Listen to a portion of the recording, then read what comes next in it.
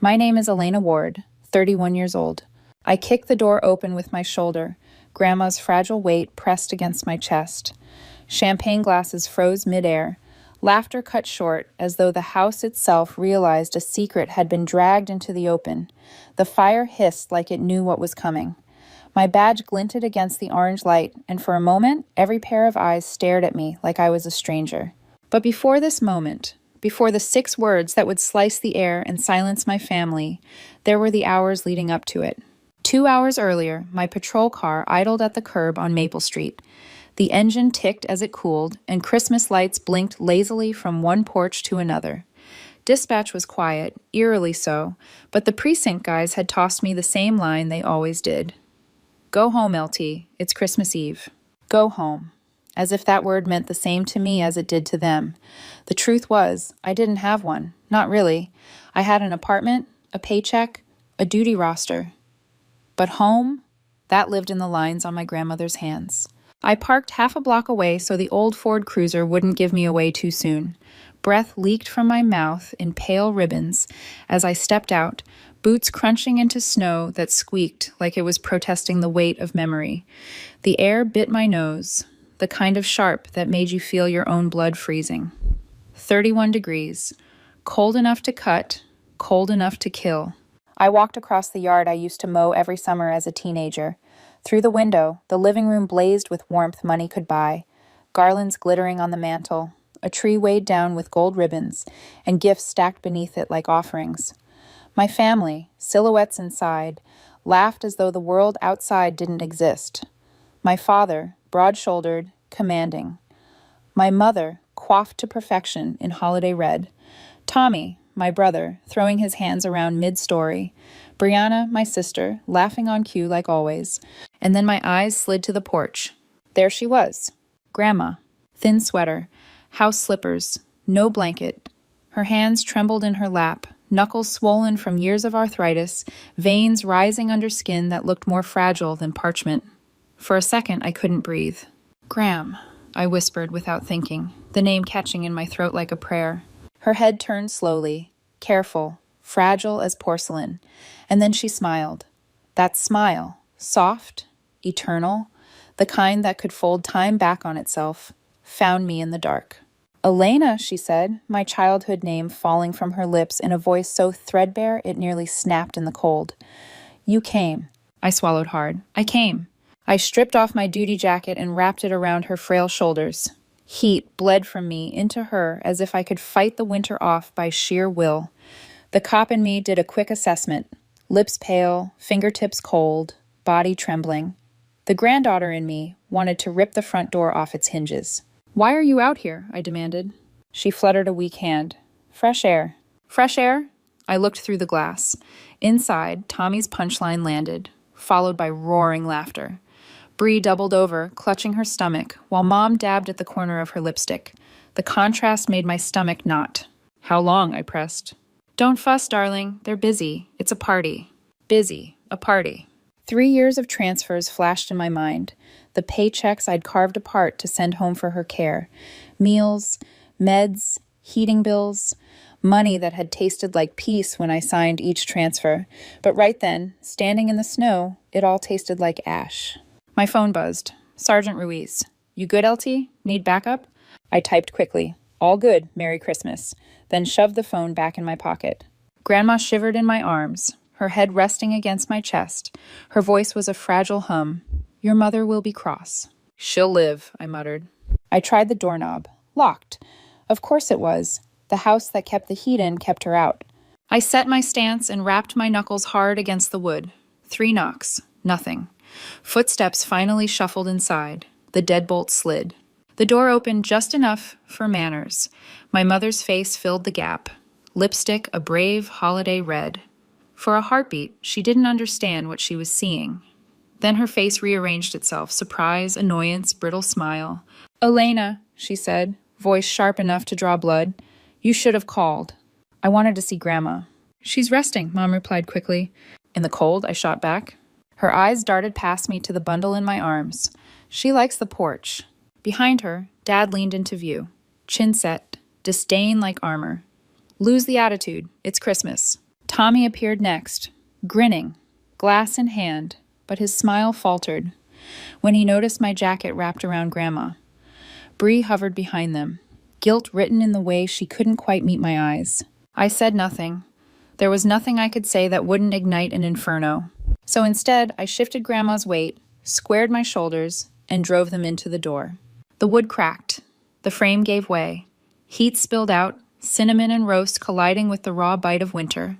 Steam rose where warmth met cold, curling around us like smoke. The room fell silent. Conversation died. Champagne dulled to a flat fizz. I stepped across the threshold, Grandma still cradled in my arms. The badge on my chest caught the light of the fire, reflecting back at them like an accusation. "Move," I said evenly. The word carried more weight than a shout. Mom faltered to the left. Dad bristled, but stepped aside. Tommy retreated with his glass, clutched like a shield. Bree hovering behind him with tears in her eyes. The living room looked smaller than I remembered.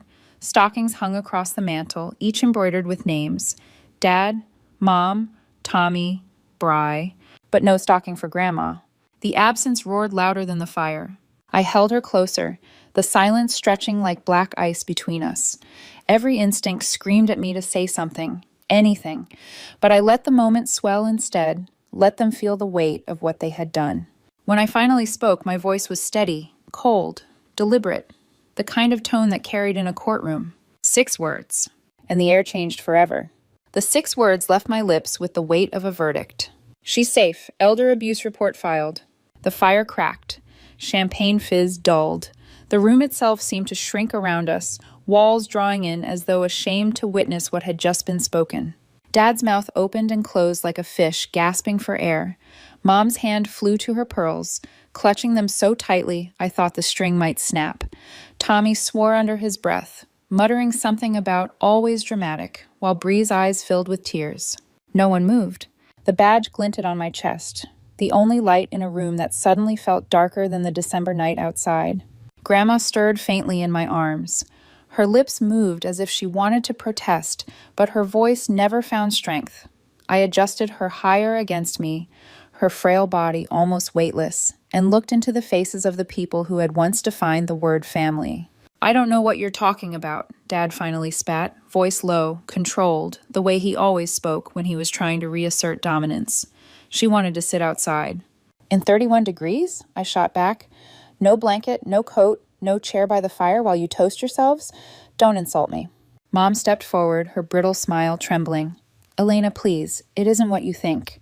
She likes the porch. She's always—" "Always?" I cut her off. "How many nights, Mom? How many winters did you let her sit out there while I sent money every month for her care?" The question cracked something in the room. Tommy barked a laugh, but it was hollow. "Oh, come on. You think you know everything just because you're a cop? This is family business. Don't bring your badge into it." "Family business?" I repeated. The words dripped with contempt. "Neglecting her. Pocketing money meant for her meds, her meals, her heat. That's not family business. That's exploitation." His grin slipped. He looked at Dad for backup.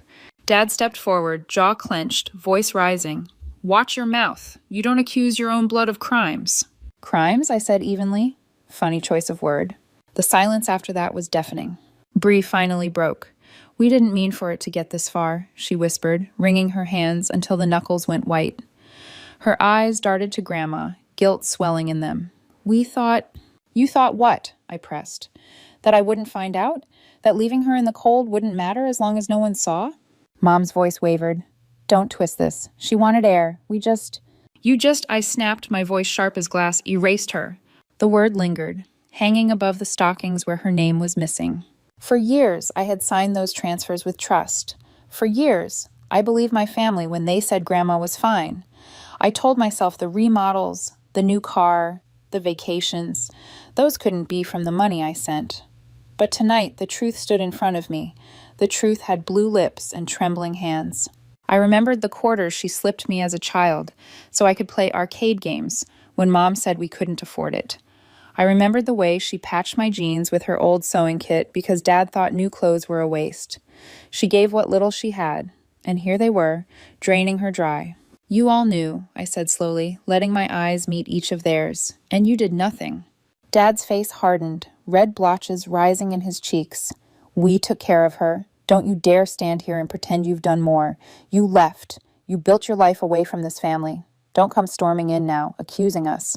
I left to build a life, I snapped. But I never left her. I never stopped sending money. I never stopped believing she was safe. And tonight I find her freezing on the porch like forgotten furniture. Bree started crying. Real tears this time, not the crocodile kind she used when she wanted something from Dad. She covered her face, shoulders shaking. Bree, Mom hissed, embarrassed. But Bree's voice broke through. She's right. We didn't mean for it to get this far. Dad turned on her, fury flashing. Quiet! That old command, the one that used to silence us as kids, snapped something inside me. No, I said. My voice carried the steadiness of every report I'd ever written, every courtroom I'd ever testified in. Not quiet, not anymore. Grandma's frail hand tapped my arm, her voice soft. Elena, please, don't be too hard. I shook my head, cutting her off gently. You've spent your whole life forgiving them, Gram. Tonight, I can't. I set her down carefully into the recliner near the fire. For the first time all evening, warmth touched her face. Her eyes closed for a brief moment, relief flickering across her features. Then I turned back to the family. You want to talk about family business? Fine, here's family business. Every dollar I sent for her care, every sacrifice I made in her name. You used it. For yourselves. Dad's nostrils flared. You have no proof. I lifted my phone, screen glowing with years of bank transfers. I have records, every payment, every penny. Mom's voice shook now, her veneer cracking. Elena, you don't understand. Things were hard. We needed... You needed? I repeated, disbelief sharpening each syllable. You needed a vacation? A remodel? Champagne by the fire while she sat outside in slippers? Tommy's face darkened. Don't act so high and mighty. You think just because you wear that badge you're better than us? I don't think I'm better, I said coldly. I just remember what family is supposed to mean, and it's not this. The fire popped behind me, sending sparks up the chimney. No one spoke. Grandma shifted slightly, whispering, Elena, darling, they're scared. They should be, I said, not looking away from the faces in front of me. Because now it was no longer just about neglect. It was about betrayal. Years of it. And I wasn't going to let it slide into silence. I adjusted my badge where it caught the firelight and repeated, slower this time, each word like a hammer striking. She's safe. Elder abuse report filed. The phrase hit differently now. Final. Irrefutable. And the fear that flickered in their eyes told me they knew it too. The silence after my words was a silence I had never heard in that house before. Not the silence of peace, not even the silence of shock. It was the silence of guilt. Heavy, suffocating, undeniable. Dad clenched his jaw so hard I could hear his molars grind. Mom fidgeted with the string of pearls at her neck until it bit into her skin. Tommy poured another glass of champagne, his hands trembling despite the smirk on his face. Brianna sat on the edge of the couch, tears streaking her makeup, her eyes refusing to meet mine. I looked at each of them, really looked, and for the first time I saw not just my family, but strangers wearing their skin. My mind flickered back to summers when this same living room had been filled with chaos, but a different kind, the chaos of childhood. I remembered blanket forts strung between chairs, Grandma crawling inside with us, flashlight under her chin, her voice spinning thunder into stories. When Dad barked for quiet, she only smiled, whispering, Storms are just the sky telling stories, Elena. And I'd believed her. She had always found a way to turn fear into something small, something we could hold. She was the one who softened the edges of this house. Without her, I realized, it had always been sharp.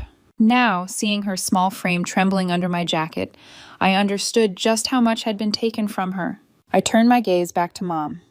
Do you know how many hours I worked overtime so she'd never have to worry about a bill?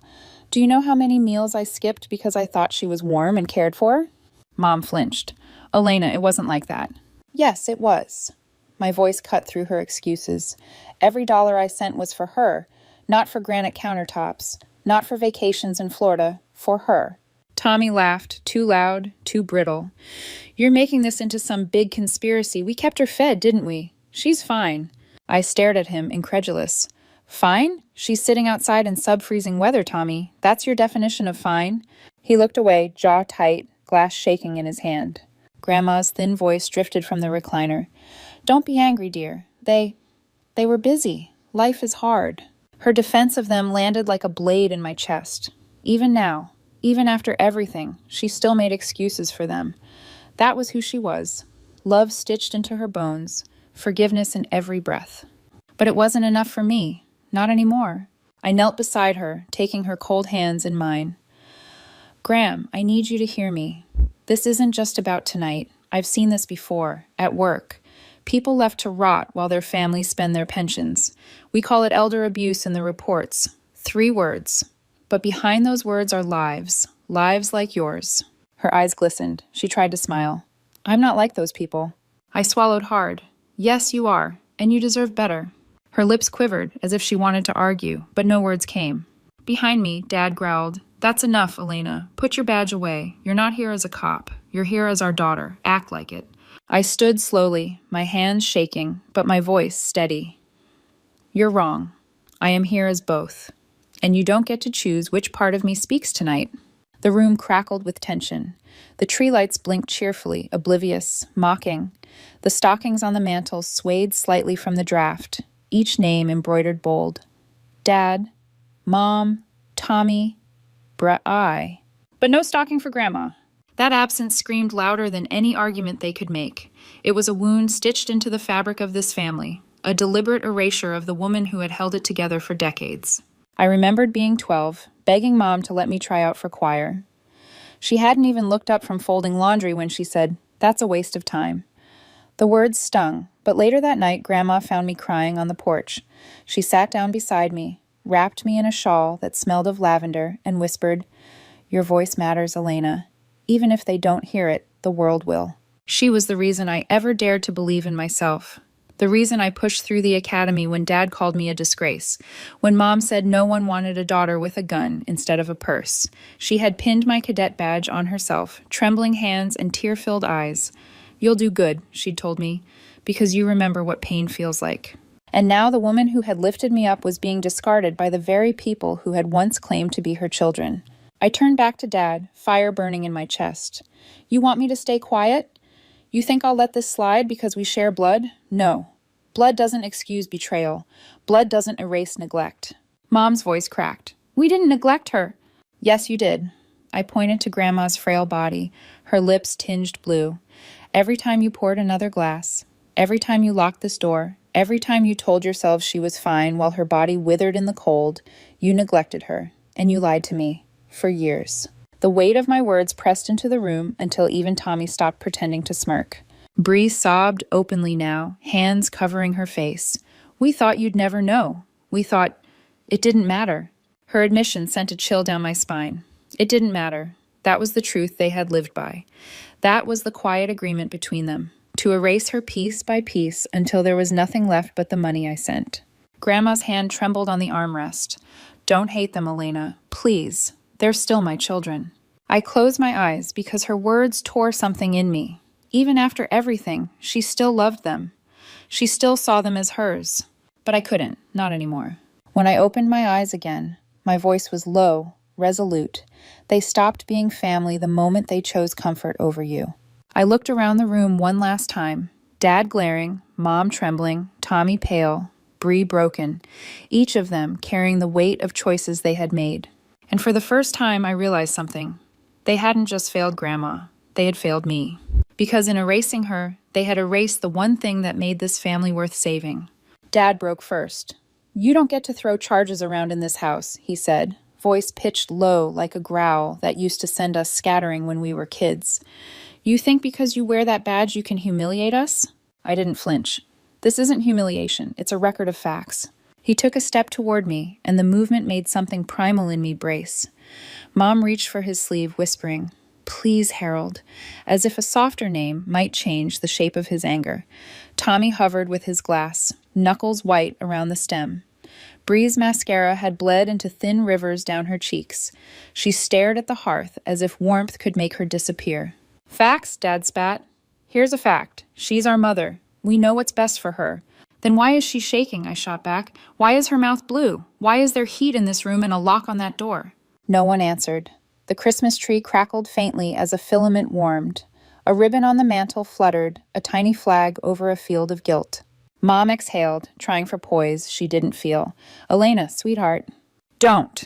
I kept my voice even. Don't sweetheart me and hope I forget what I saw.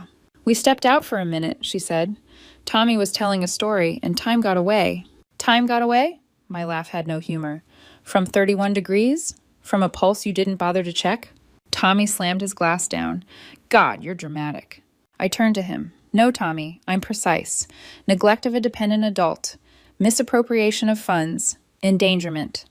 Do you want the statute numbers or just the part where APS knocks on your door? The words APS knocks on your door move through the room like a cold wind. Dad's eyes cut to Mom's. A whole argument flashed between them without sound. Bree's shoulders curled inward, small, as if she were trying to make space for regret inside her ribcage.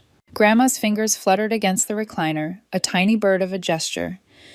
Elena, darling, she murmured. Please.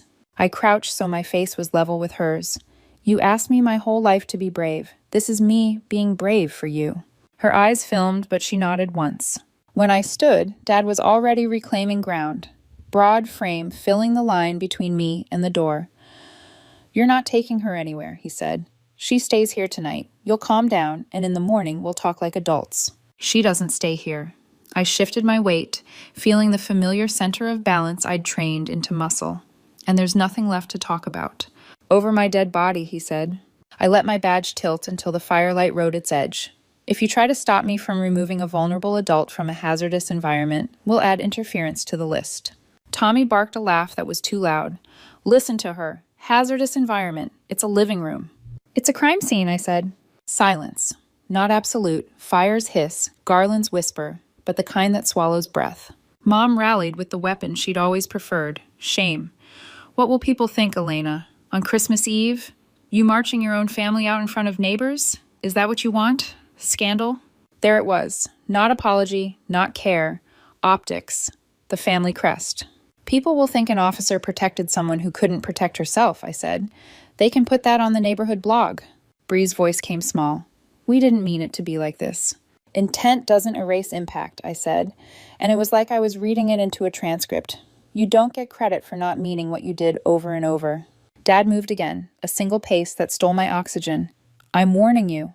The part of me that had learned to de-escalate took a breath. I'm not here to fight you. I'm here to end this. I turned to Mom. Get her shoes, a coat, a proper one. We don't have, she began, then stopped, the lie falling apart before it formed. Of course there were coats. There were entire closets for occasions. I waited. She didn't move. Fine. I peeled my duty jacket back from Grandma's shoulders, just long enough to roll her gently forward and slide a pillow under the back of the recliner to prop her. The room watched me, unsure of what compassion looked like in uniform. I crossed to the hall closet, opened it, and there it was, a fur-trimmed parka with the tag still dangling, a wool wrap, gloves in a gift box, with tissue paper like snow. I carried the wrap and gloves back. Lift your hands, Gram. She did, obedient as prayer.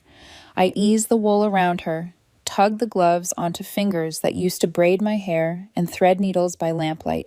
Tommy said, You're stealing our things now? It would have been funny if it weren't so stupid. I ignored him. My attention slid across the mantel, photos in silver frames, vacation beaches, rooftop bars, Dad cutting a ribbon in a suit 2 shades darker than his ambition. In none of them was Grandma central. In most, she was not there at all. You used the money, I said quietly. I wasn't asking anymore. You built this glow out of her winters. Mom's chin quivered. We were going to pay it back. How? I asked. With what? With the apology you never made? With a stocking you never hung? Dad snarled, the sound old as authority, and took another step. End this temper tantrum. I felt the shift before I named it, the moment the badge became heavier than blood. Harold Ward, I said, my voice going to the register that gets doors opened and witnesses seated. I am removing my grandmother from this address due to immediate risk of harm. If you obstruct me, I will treat you like any other subject. Do you understand? His eyes flashed, then narrowed. A beat. 2. Some calculation roared behind them, the kind men do when they remember they have friends on boards and numbers in phones. A foreshadow of favors asked, of calls at midnight. Make this go away. That future waited like black ice on the front steps. Do you understand? I repeated. He nodded once, a minimal concession, not surrender so much as strategy. You'll regret this. I didn't answer him. I turned to Bree. Open the door. She blinked. What? Open the door, Brianna. I softened my tone a fraction. Please. Her face broke. She moved, unsteady, and slid the deadbolt, then the chain. Cold slipped a hand into the room, touching the back of my neck like a warning. I slid one arm under Grandma's knees, the other behind her shoulders, lifting the way the academy taught, the way the years taught better. She was lighter than memory. She made a small sound, not pain exactly. Relief, maybe. Trust. Annie, she whispered, mixing past and present, a seam opening in time. Elena, I corrected softly, and then realized it didn't matter. To her, I was every name she'd ever called me in love. Head on my shoulder, Gram. I've got you. We turned toward the open door. The night waited, a corridor of breathless white. The tree lights flickered behind us. The hearth threw one last lick of heat that didn't reach the threshold. Dad shifted as if to block me at the last second. I met his eyes, and whatever he saw there, training, fury, or the exact measurement of how far I would go, made him stop. Tommy spoke to impress himself. You make that call, and we're done. You hear me? You don't have a family. I looked over my shoulder. Family protects the vulnerable. What you had was a club. We stepped onto the porch. The air bit like truth. Snow squeaked under my boot. Somewhere down the block, carolers mangled harmony and laughter rose like steam. The world kept doing Christmas as if it hadn't just witnessed a crucible. Close the door, Bri, Mom said behind us, voice thin. She'll be back in the morning, you'll see. The kind of lie you tell to keep the floor from falling out. A foreshadow again. Their reflex wouldn't be confession. It would be containment. Calls to friends.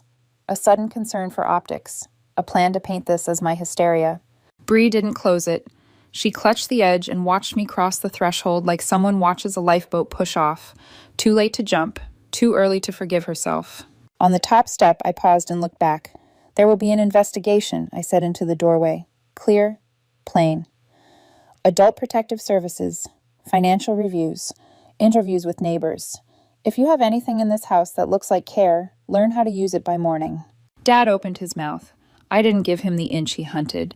I shifted Grandma higher, felt her breath warm against my collarbone. Please, Elena, Mom tried one last weapon, the frayed thread of motherhood.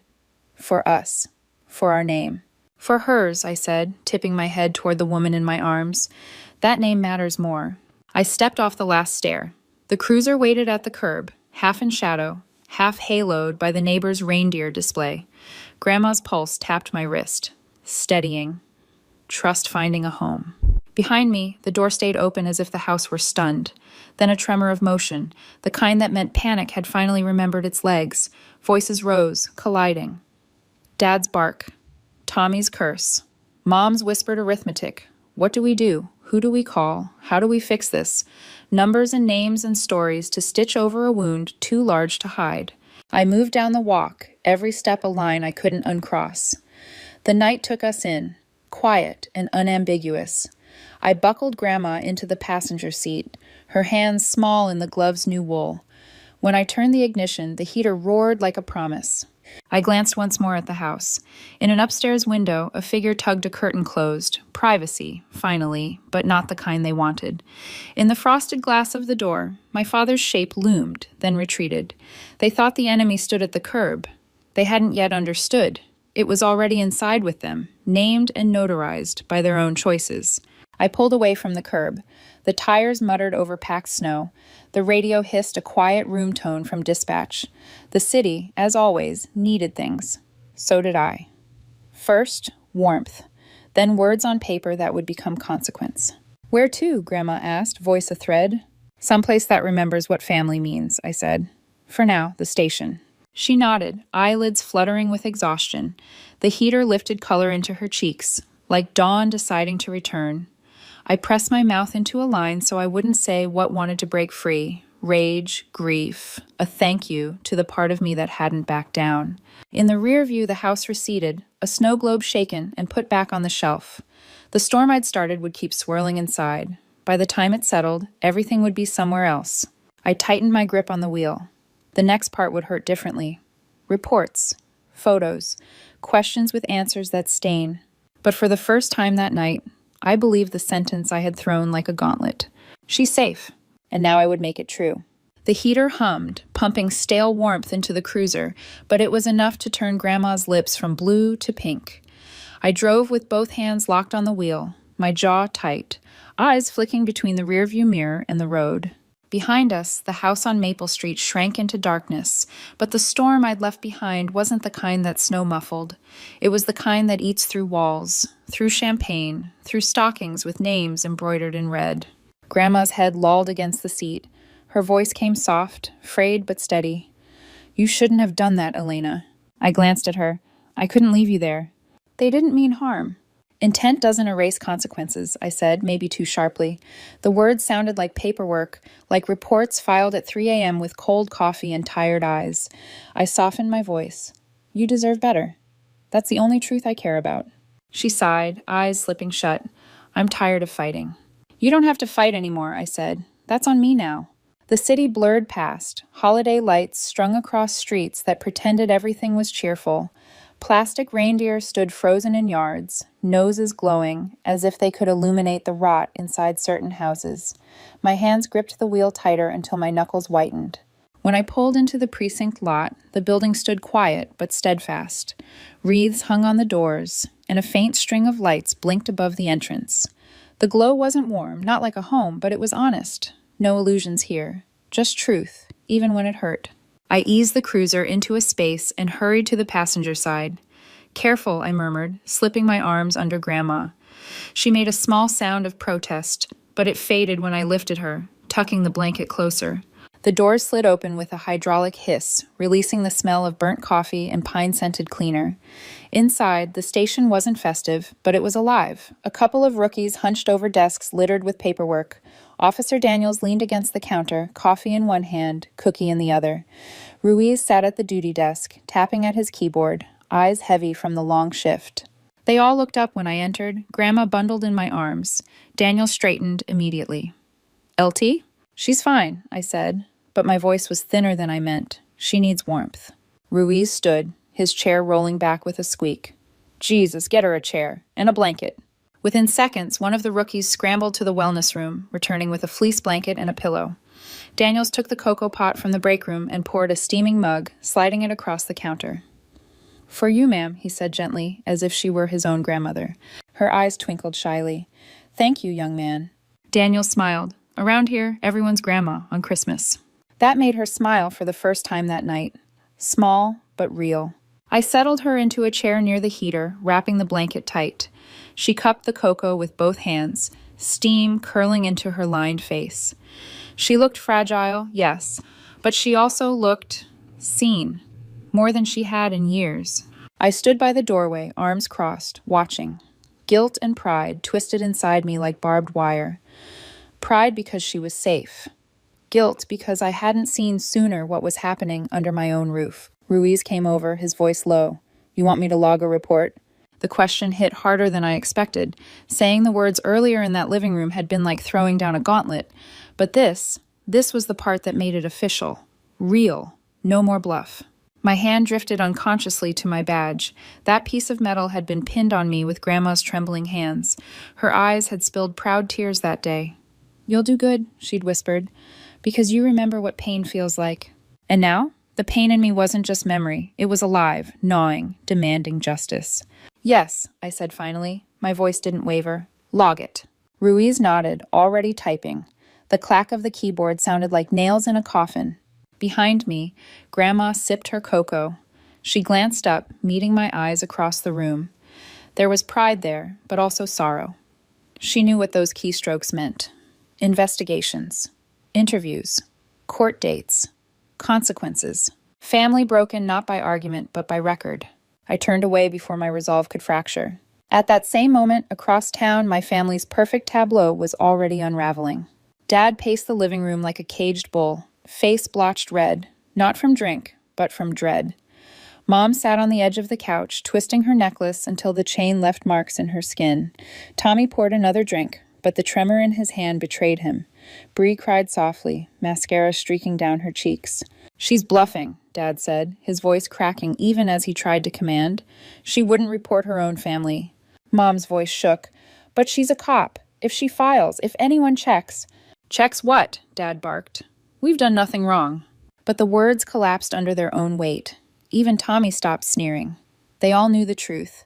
Grandma had been left in the cold. Not once, not twice, but countless nights.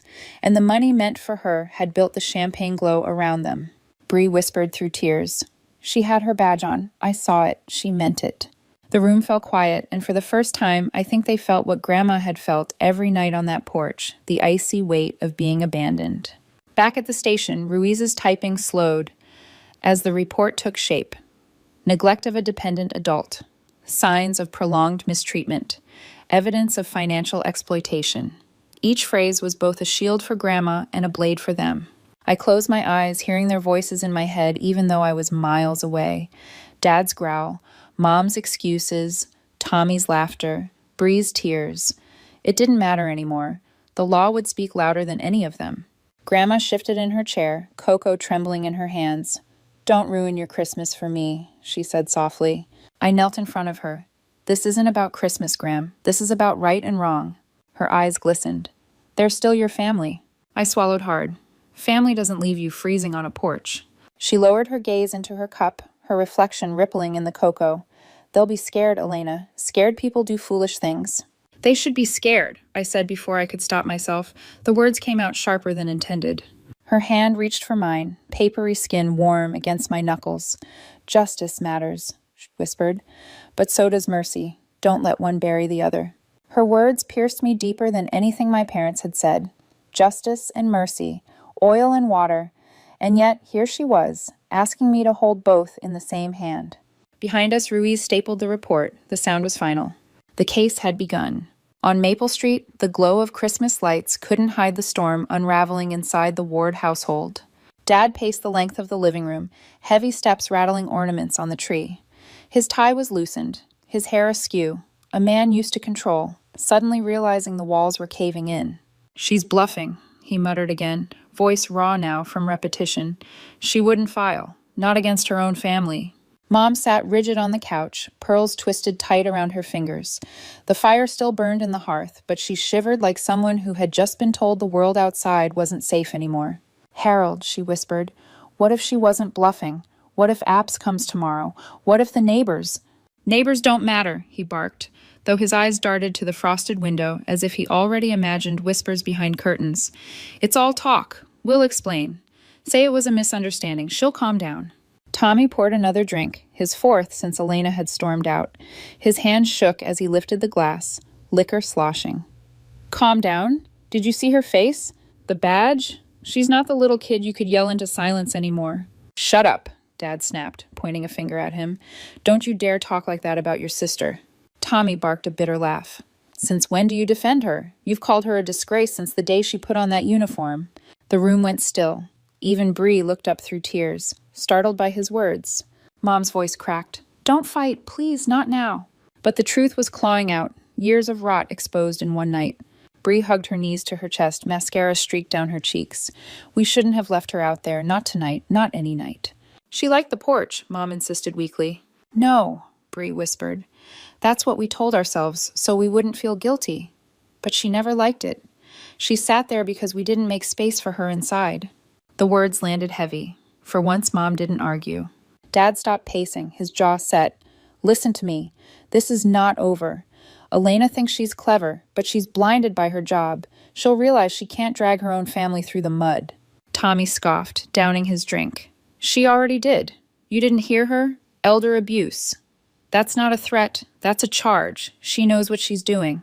Then we fix it, Dad said, his voice shaking under the weight of desperation. We call someone. A lawyer, a friend. We make this disappear.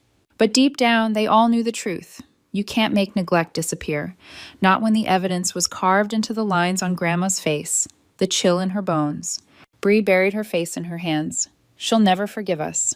Mom flinched as though the words were a knife. She's our mother. She has to forgive us. Tommy slammed his empty glass down so hard it cracked. Don't you get it? It's not her we have to worry about.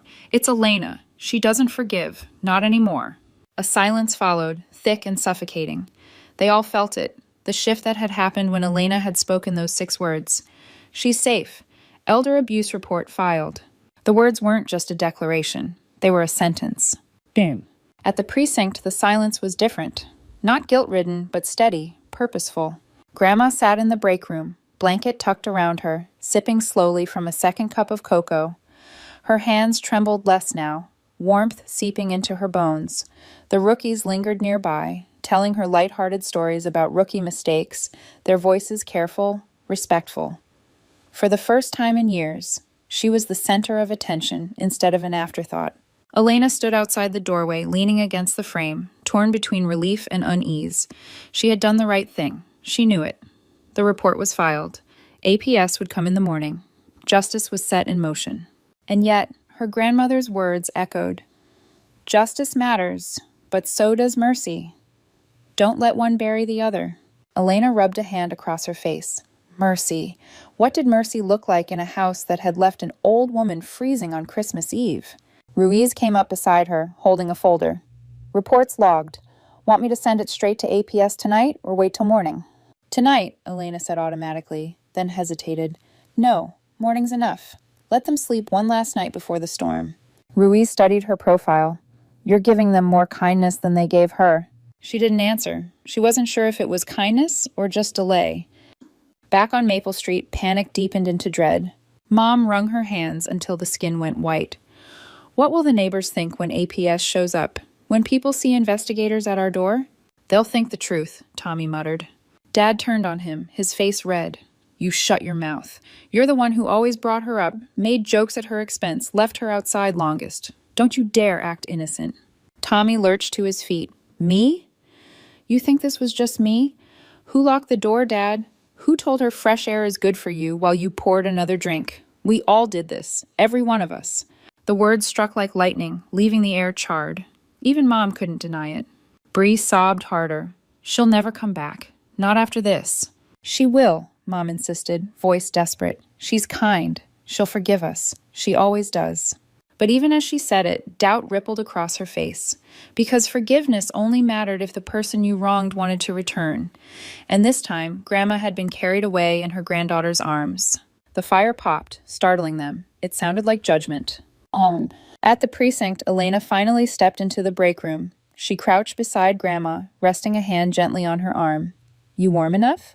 Grandma smiled faintly. Warm and safe, that's all I need. Elena swallowed.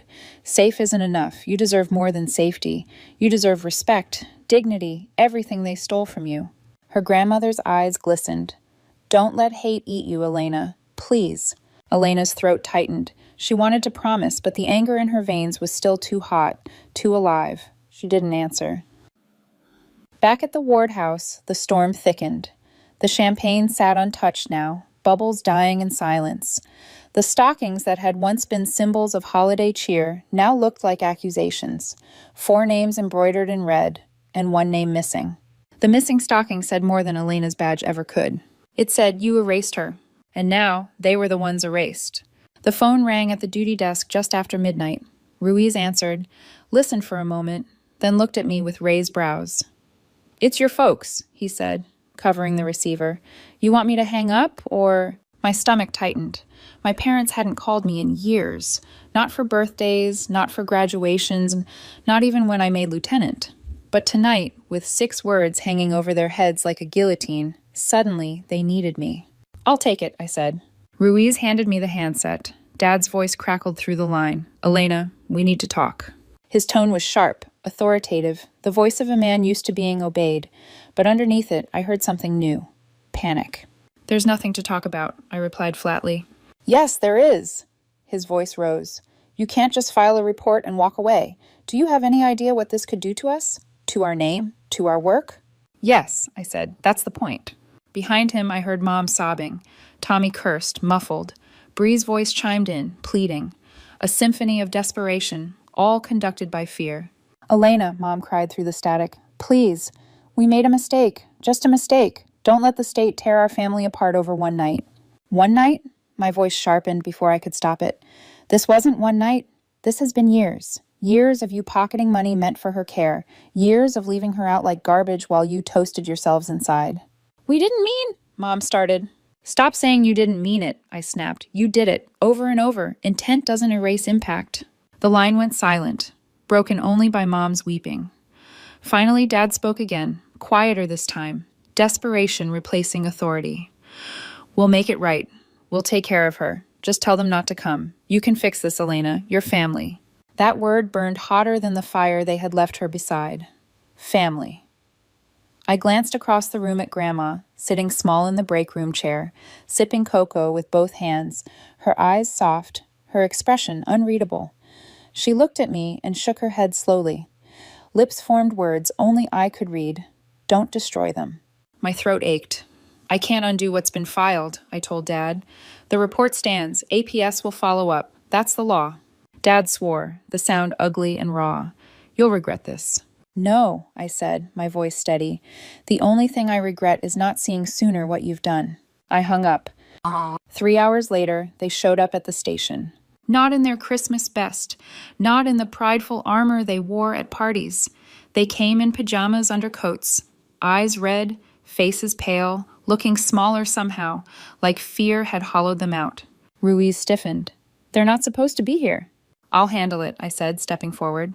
Dad started first, words tumbling too fast. Elena, please, listen. Stop! My voice cut like a blade. You had your chance to talk when Grandma was freezing on your porch. Mom's hands clasped together, trembling. We were wrong. We know that now. Please don't let the courts drag us through the mud. Think about what people will say. Tommy tried to swagger, but even as he spoke, his hand shook. You don't want your own family in cuffs, do you? Bree stepped forward, tears running freely. Elena, please, we were selfish, but she's our mother too. Don't take her away from us. I looked at them, these people who had shared my blood, but not my heart. And for a moment, I felt nothing but the cold I had carried in from the porch. She's not your mother anymore, I said quietly. Not after tonight. You lost that privilege. They flinched as though I'd struck them. Behind me, a voice rose, fragile but firm. Elena. I turned. Grandma stood in the doorway, blanket around her shoulders, her face pale but resolute. She stepped closer, each movement deliberate, like she was pushing through decades of weight. They're still my children, she said softly. They're still your family. Don't let anger turn you cruel. My chest tightened. They left you to freeze. I know. Her voice trembled, but her eyes didn't waver. And I forgave them before you walked through that door. My throat burned. They don't deserve forgiveness. Maybe not, she whispered, but forgiveness isn't about what they deserve. It's about what we choose to carry. The words landed heavy. Behind me, my family waited, broken, pleading, guilty. Before me, Grandma stood, wounded, merciful, unshaken. And I was caught between them, badge heavy on my chest, heart heavier still. I wanted to rage. I wanted to drag them into holding cells, to make them feel every ounce of the cold they had forced on her. But Grandma's eyes held me, those same eyes that had calmed storms when I was 9, that had turned thunder into bedtime stories, eyes that still believed love could outlast betrayal. And I realized something. Justice could punish them, but mercy could haunt them. Knowing they had been spared by the woman they betrayed, that would weigh heavier than any sentence. Graham, I whispered, this could ruin everything. Their jobs, their names. She nodded slowly. Yes, but if you push too far, it could ruin you too. Her words sank deep. Justice mattered, but so did mercy. And maybe the truest revenge wasn't prison bars. It was making them live every day with the memory of what they'd done and the grace of the woman they had wronged. I lowered my gaze, silence spinning around us. Finally, I spoke. The report stands. APS will come. But what happens next depends on how you live with what you've done. Dad swallowed hard, his bravado stripped. Mom wept harder, clinging to him. Tommy cursed under his breath, shaking. Bree nodded faintly, as if she understood what the others could not. Grandma's hand found mine. Her grip was weak, but her voice was strong. That's enough, Elena, she said softly. That's enough. And for the first time that night, I let the fire in my chest dim just enough to breathe. Morning broke gray and thin, light leaking reluctantly through the precinct blinds. Snow still clung stubbornly to the cruisers outside, muffling the city into an eerie quiet. Christmas morning, but there was no laughter here, only the weight of what had begun. At 9 a.m., the phone rang at the duty desk. Ruiz answered, listened, then looked over at me. APS. They're sending an agent. They'll want statements, photos, everything. The words landed like stones. My decision the night before was no longer just words in a heated room. It was official now. The gears of the system had turned, and there was no stopping them. I walked down the hall to the wellness room, where Grandma sat propped on a cot. The blanket was still around her shoulders, her silver hair wild against the pillow. She looked up when I entered, her eyes tired but calm. "They're coming, aren't they?" she asked. "Yes." Her gaze searched mine. "You won't stop it." I shook my head. "I can't, and I won't." She exhaled slowly, her lips trembling as if the breath carried years of resignation. Then let it come. "Pam." Across town, the Ward household was already unraveling. Dad paced the kitchen with his phone glued to his ear. Contact after contact, voicemail after voicemail. His voice grew harsher with every failed call. "Cowards. All of them," he muttered. His friends, the ones he'd counted on to smooth things over, weren't answering. Connections that had once given him power had abandoned him in the storm. Mom sat in the dining room, staring blankly at the untouched tree. The ornaments gleamed, but her hand shook as she twisted her pearls like a rosary. "What if they take her away from us forever?" she whispered. "She's already gone," Bree said bitterly. "And she's never coming back." Tommy drank from a half-empty bottle, his face blotchy. "Maybe she won't go through with it," he slurred. "Maybe she just wanted to scare us." "No," Bree snapped, her voice breaking. "She filed it. I saw it in her eyes. She meant every word." The silence after her confession was worse than shouting. The 6 words Elena had spoken. "She's safe. Elder abuse report filed." Hung in the room like a ghost, haunting every corner. At noon, the APS agent arrived at the precinct. A woman in her 40s, sharp-eyed but gentle in her movements, introduced herself as Ms. Hargrove. She shook my hand firmly, then crouched in front of Grandma with a practiced kindness that made me ache. "Ma'am," she said softly, "I'm here to make sure you're okay. May I ask you some questions?" Grandma nodded. "Ask what you need." The agent examined her carefully.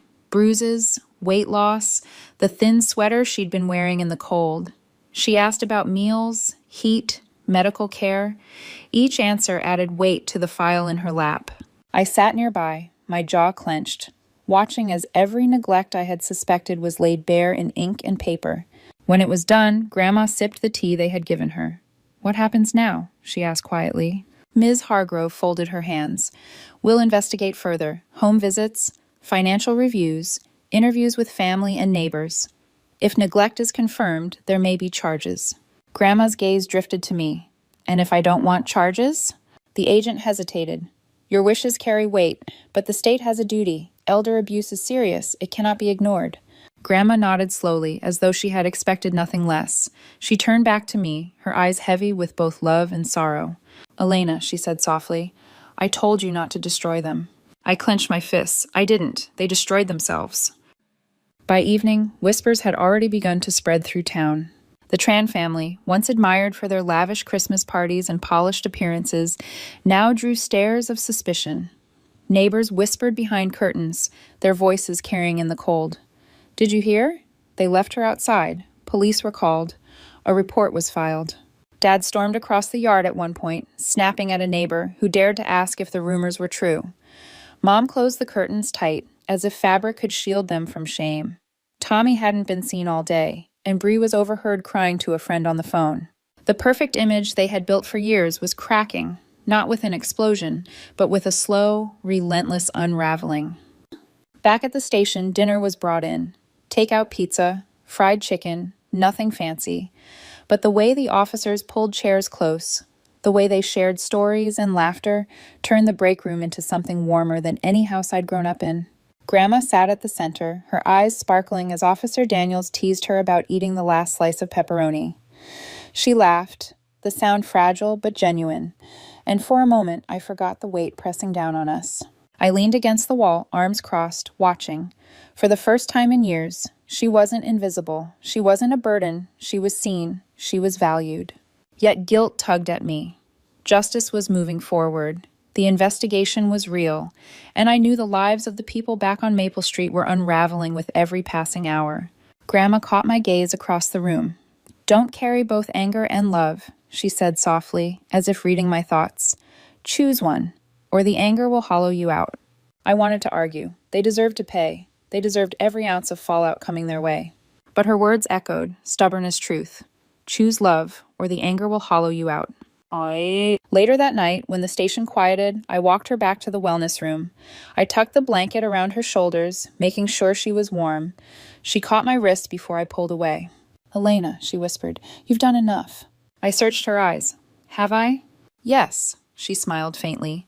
"The law will take care of what it must. Let their guilt take care of the rest." Her words lingered as I turned off the light. For the first time that night, I understood. Justice wasn't about vengeance. It was about balance. And balance had finally begun to tilt. The days that followed felt strange, as though the snow itself had muted the world. Streets were quieter, neighbors slower to wave, and the ward name, which once rang out at church dinners and holiday galas, had begun to sour into a whisper. I heard from colleagues that Dad stopped going to work. Mom pulled the curtains so tightly that daylight barely touched her. Tommy's temper spilled into the street, loud arguments with anyone unlucky enough to cross his path. Bree was the only one who seemed to carry the shame openly, crying on sidewalks, confessing to friends in broken sentences. 6 words followed them everywhere. "She's safe." "Elder abuse report filed." Words that once sounded like justice in my mouth had now become their haunting refrain. At the precinct, life looked very different. Grandma had transformed. The frail woman I'd carried in from the cold now laughed at the officers' jokes, her cheeks pink from warmth instead of frost. She sat at the center of the break room most nights, sipping cocoa, listening to stories about patrol mishaps or rookie nerves. Daniels had given her a paper crown from a fast food meal, and she wore it proudly, chuckling whenever someone bowed dramatically. Ruiz teased that she was the precinct's commander of cocoa. Even the rookies sought her advice, asking about love, about life, about how to handle the weight of a job that showed them too much darkness. She answered with the same quiet wisdom that had once soothed me as a child. "Storms," she told them, "are just the sky telling stories. Listen closely, and you'll find out you were braver than you thought." The room always hushed when she spoke, and for the first time in years, I saw her shine. But every time I watched her glow, guilt gnawed at me. Justice was moving forward. The APS investigation was thorough, reviewing bank accounts, checking on neighbors' reports, documenting every bruise and every thin blanket. Each page of evidence was another nail in the coffin of my family's reputation. I told myself they deserved it, that every vacation photo, every remodeled room, bought with money I'd sent was proof enough. But still, a part of me remembered Christmas mornings as a child, the laughter, however thin, the stockings before they left her name off, the fleeting moments when we had felt whole. I remembered Dad teaching me how to ride a bike, his hand steady on the seat. I remembered Mom brushing my hair for church, even if her words had always cut deeper than the comb. I remembered Tommy sneaking me cookies from the jar, Bree giggling as she told me secrets late at night. And I wondered, was it possible to mourn a family even as you held them accountable? Meanwhile, the community's view shifted. At church, people avoided them. Where once they had sat in the front row with proud smiles, they now lingered near the back, whispered about, pitied by some, condemned by others. Dad snapped at anyone who looked too long. Mom clung to him, her makeup smeared, her pearls absent. Tommy stopped showing up altogether. Bree came once, sat alone, and left in tears. The neighbors, too, had changed. Those who once praised their parties now crossed the street instead of waving. Windows lit up with gossip behind curtains. Their perfect image had crumbled, not with an explosion, but with a steady, unrelenting erosion. And it wasn't me who carried the shame anymore, it was them.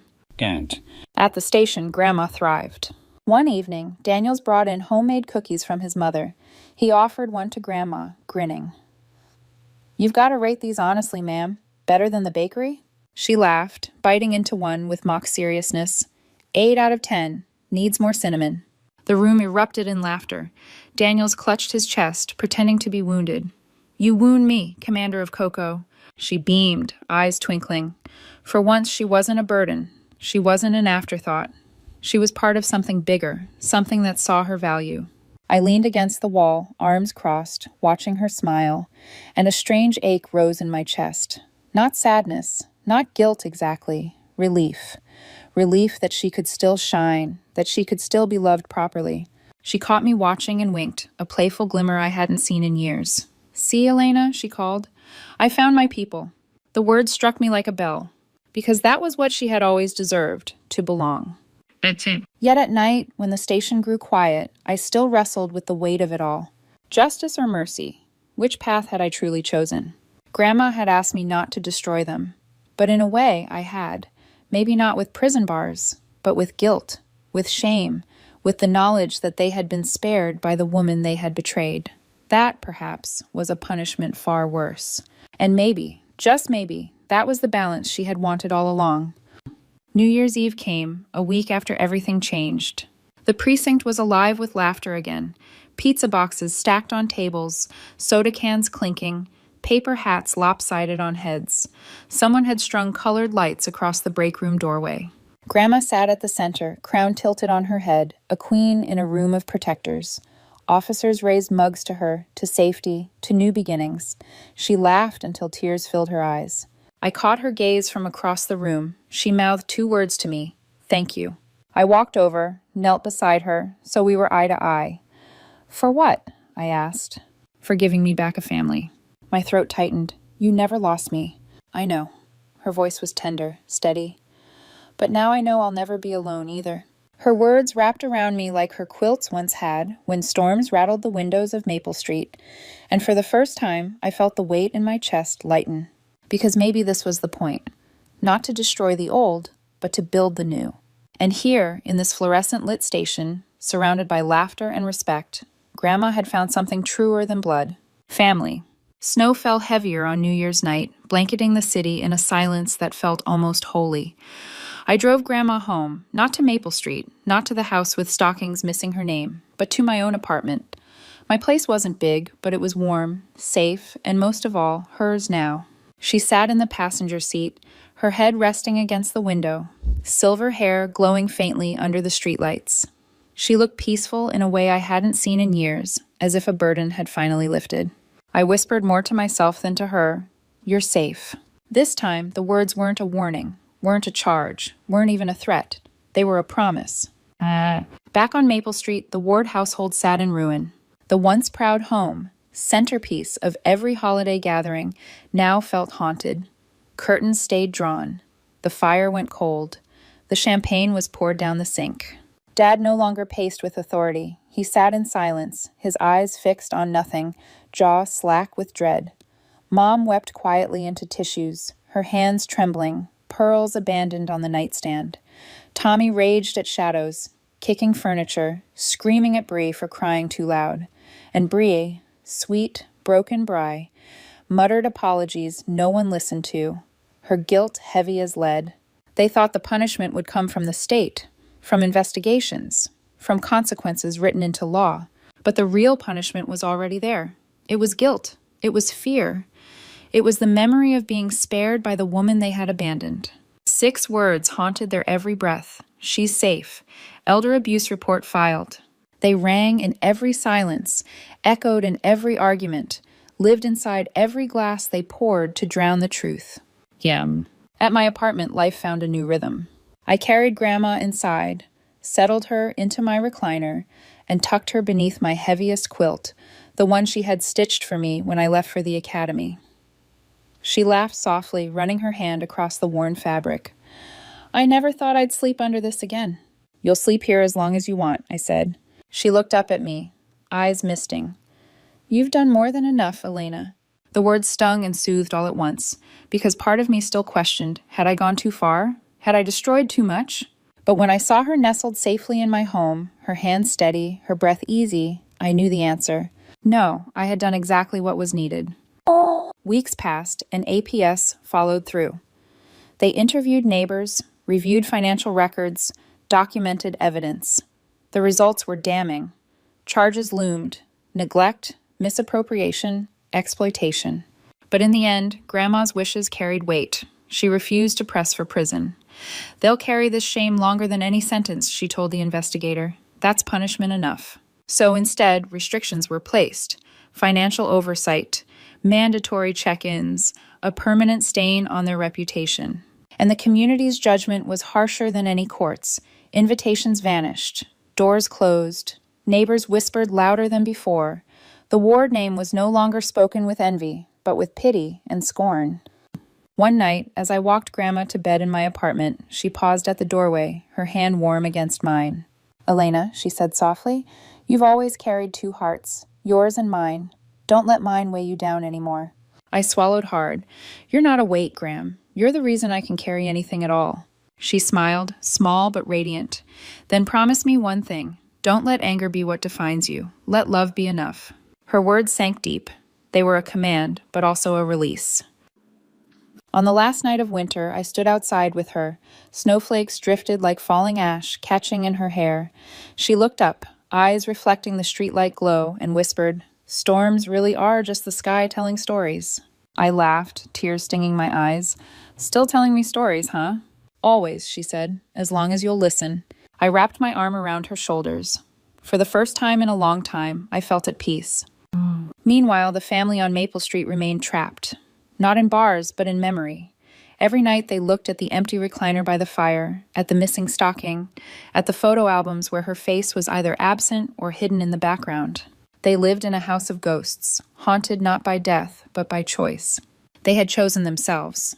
And in doing so, they had lost the one person who had ever chosen all of us. Justice had been served, not in the way I once imagined, with handcuffs and courtrooms, but in the way Grandma wanted, with balance, with scars, with memory. And mercy had been granted, not for them, but for me, because letting go of hate was the only way forward. Chimped.